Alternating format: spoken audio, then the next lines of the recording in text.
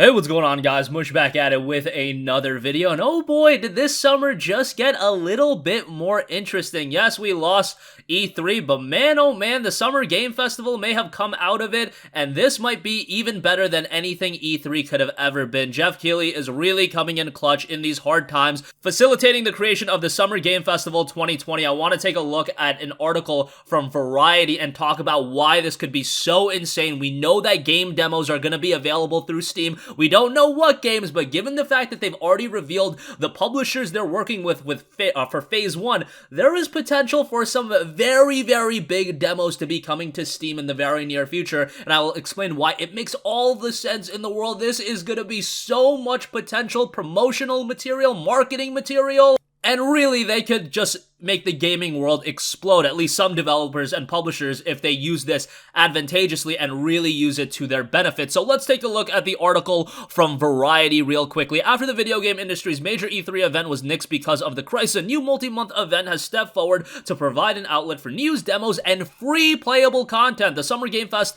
is a 4-month series of global events, so yes, it's not the 1 week that E3 is. We're talking about 4 damn months of this, so that is getting me really, really excited, and it's going to highlight video games. The season will run from May to August 2020 and feature updates from a bunch of different video game publishers and platforms. We'll take a look at them in a second. And so far, they've only announced publishers and developers for Phase 1. There's going to be multiple phases, so they're going to be adding more developers. The virtual event is the brainchild of industry veteran Jeff Keighley, the creator of the Game Awards, who had attended every E3 since the first one in 1995. But even before E3 nixed the plans because of the virus outbreak, he had announced he would not participate in this year's show because he opinion in-person events don't serve fans or game publishers as well as an online event could, which makes all the sense in the world. I mean, I have a buddy that went to E3 and he just told me it was an absolute train wreck and the lines were disgustingly long. And I understand that there's a need for conventions. I understand that it is kind of like a bonding event for friends to go to together, but at the end of the day, from a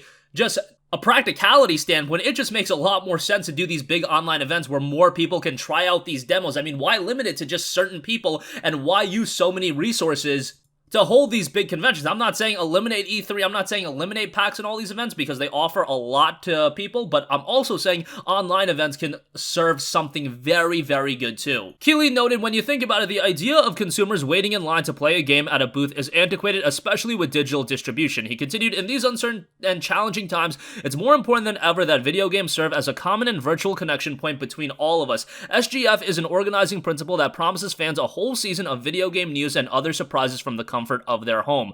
For the Summer Game Fest, specific details will be shared by each game publisher, with additional publishers set to be announced in the coming weeks. And as a part of the event series, game platforms including Steam and Xbox will offer fans the accessible, playable, limited time demonstrations and trials of select game content. What that is, I don't know, but that has potential to offer some really, really big demos for games. I mean, a lot of these demos are playable when you go to E3. You can play these demos, so why not open the floodgates, let everybody play the game, let everybody talk about it. It's going to be so much marketing material, and you're going to get the word out about the game because one person's going to play a demo, then he's going to tell his boy to play the demo, he's going to tell his girlfriend to play the demo, he's going to tell his mom to play the demo, whatever the case may be. Word of mouth when it comes to these demos travels fast, and releasing demos is so just free. It's free promotion. Look at what happened with the Final Fantasy VII Remake demo. That demo came out and then everybody was literally talking about the game.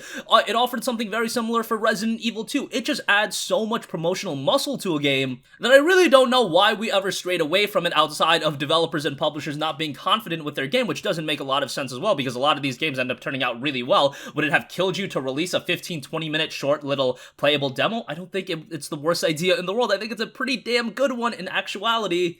And we already knew that Keighley was moving towards this direction. He already said that he wasn't going to be a part of E3 this year, and rather he wants to do more of these online events that are a little bit more practical. And remember, he did the Game Festival on Steam last year. He was going to do the Summer Game Festival, and those are generally smaller titles. That's why I get even more excited for this, because the announced publishers, it is a loaded lineup for Phase 1. So 2K Games, you can talk about something like XCOM 3 there. Activision, maybe a Crash Bandicoot remake, maybe a new Crash Bandicoot. Bandai Namco, Tales of Arise, and of course, Elden Ring. We need to see both of those games. Bethesda, where is Starfield? Are we ever going to hear about that game? Blizzard, Bungie, CD Projekt Red, the thoughts of Cyberpunk 2077 having a demo. I just don't even want to think about it, but obviously I'm thinking about it. Cyberpunk 2077 demo ahead of that game's September release.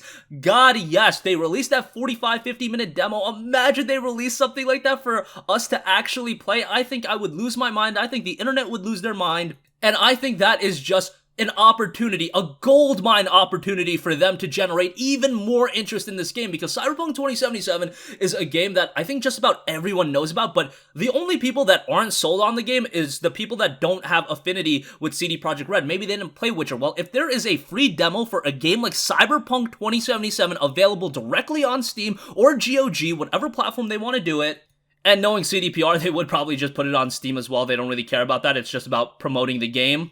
I think the hype level, I think the expectation level of that game would exponentially increase from what it already is at. Alright, moving on. Extremes Digital is going to be there. EA is going to be there. Sony, Private Division, Riot Games, Square Enix, Steam, Warner Brothers, and then Xbox will be there as well. That is a doozy of a lineup, and Steam being there, that also gets the wheels turning a little bit. Why would Steam be a part of this outside of just offering the game demos if they weren't going to have something to announce as well? I mean, Valve brought out Half-Life Alyx. I'm not saying Half-Life 3 is gonna happen. I don't even want to think of that notion, but maybe, just maybe, another Valve game will get announced. That would be pretty exciting to see. I think the potential is ridiculously high for an event like this, and I know that for the first time out, Jeff Keighley's gonna want to put his best foot forward. First impressions are important, and something like this, you want to deliver something extremely high quality, and right now, the expectations are in place that we're going to be playing demos of pretty notable games. It's just not going to be a couple indie games here and there. And I really hope that is the case, because this is the way to do something like this. This is the way to do a big event. This is the way to get people talking about video games in the year 2020. And I just think this is going to resonate with so many people. I think if we do get big demos of games, people are going to lose their minds. Yes, it's just demos at the end of the day. But tell me right now, if Cyberpunk 2077 got a demo, you would not lose your mind. You cannot tell me that. If we got an hour-long demo of Cyberpunk 2077 to play ahead of September, just out of nowhere, out of the blue, I would be ecstatic to even play an hour of that game. Imagine we got a gameplay demo of like Tales of Arise or Elden Ring, God forbid. Or Valve came in and announced a brand new game. This event just has so much potential, and obviously the key word is potential. We need to see something like this realized. We need to see it unfold. We need to see how things are rolled out. I do also worry about like server capacity of like people trying to download big game demos of a game like Cyberpunk 2077. Keep going back to Cyberpunk 2077 because that game getting a demo, yeah, people would lose their minds, and myself included. But I don't want to get overly excited, even though I am pretty excited right now. Let's see how things shake out, but I do have high expectations for an event like this, because this has been something Jeff Keighley has been alluding to for quite a while, and I think if he's been working on an event like this for a while, he's probably got it set up where he is confident that it is going to be an event that a lot of people are going to talk about. So super excited for this. Wanted to give you guys the information on that, but that's going to conclude this video. Definitely let me know your thoughts in the comment section down below. Probably going to be getting some demos of big games coming to Steam rather soon, but that's going to wrap up this one. By the way, May to August 2020, more information is going to roll out in the coming days and weeks, so sound off in the comments below. If you guys have a request for a future video, as always, you can leave that in the comments, and I will catch you guys in the next one. Peace out. Hey, what's going on, guys? Mush here again. Hope you enjoyed the video. As you guys might know, YouTube's notification system is sometimes a little bit wonky, even if you're subscribed to the channel. Maybe you're not abundantly aware that I uploaded a video. To remedy that situation, make sure you hit the bell notification button. This way, whenever I upload a new video, and I try to upload as consistently as possible, you will be notified directly of the upload, and you can watch it as soon as it goes live. I would really appreciate if you guys hit that button so you can stay up to date with all of the content I'm posting. But as always, guys, thanks for watching, and I'll catch you guys in the next one. Peace out.